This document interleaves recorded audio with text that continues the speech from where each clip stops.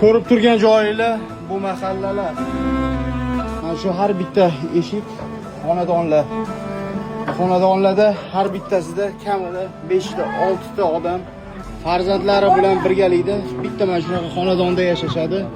Shuni o'zida ko'payishadi ham, ovqatlanishadi ham, uxlashadi ham. Xullas, mana shunaqa holat. Xullas, mana shunaqa mahallalar.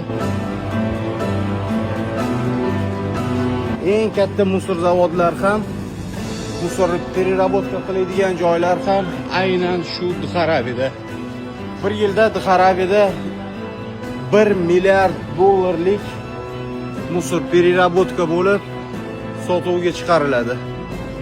Tasavvur qilishingiz uchun butun dunyo, hattoki bizning ham bozorimizdagi ayrim narsalar aynan shu mahallada ishlab chiqarilgan.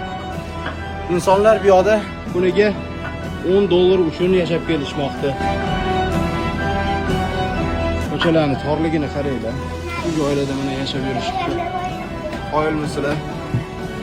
Videolar qiziqarli bo'lyaptimi? Keyingi qismini ko'rish uchun podpiska tugmasini bosib qo'ying. Maza qilasiz. Mana shu do'koncha